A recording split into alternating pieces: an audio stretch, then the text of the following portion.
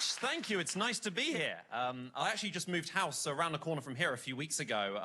With some really nice people. I teamed up with a white girl, an Asian girl, and a black guy, and we moved into the front cover of a university prospectus.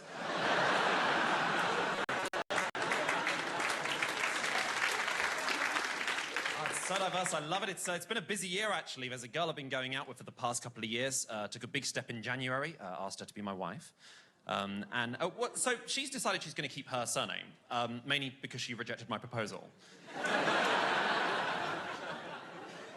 It came at a bad time as well. It came at the same time as my grandfather's death. It was an awful time. I remember a few days after his funeral, I spent the day scattering his remains over the garden, which was horrible because he hadn't been cremated.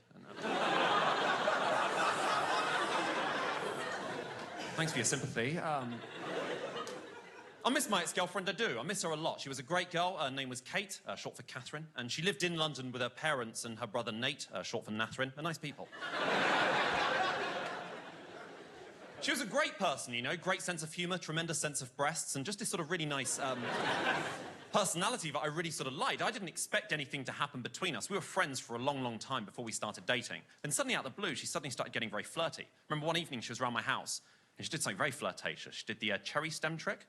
She put like a cherry stem in her mouth. She tied it into a knot with her tongue. It's got very sort of sexual connotations. Then she took things one step further. She put a whole Kinder Egg in her mouth, pulled out a fully assembled toy.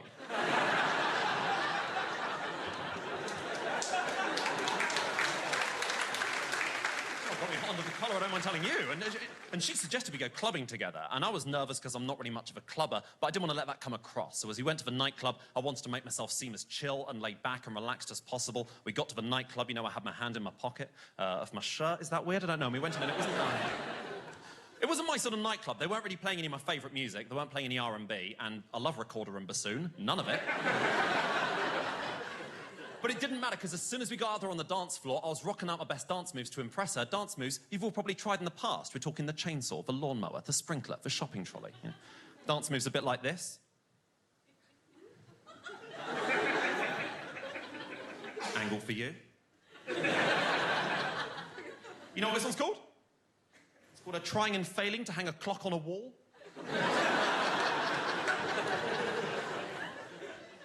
We were having a great time together, and I wasn't expecting anything romantic to happen between us because, you know, she was way out of my league. She's really hot, and I look like all of the Beatles.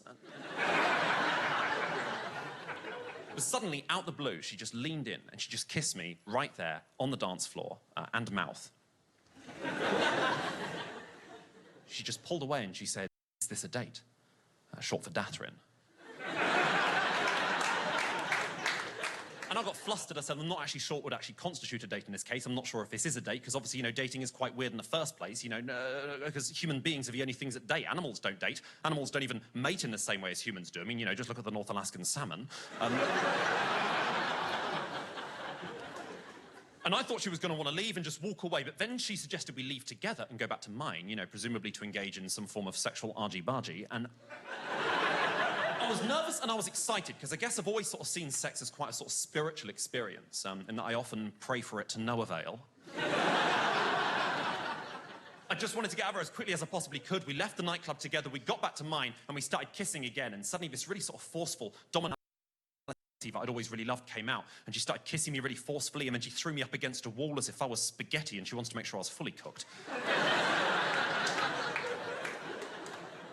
And we got up to my room, and, you know, we got down to it. We started making fuck. And afterwards, I turned to her, and I didn't really know what to say. I never really know what to say in a post-coital situation. No one really does. I usually just sort of tend to give the other person a look as if we're both strangers on a train platform and we've just found out our journey's been delayed.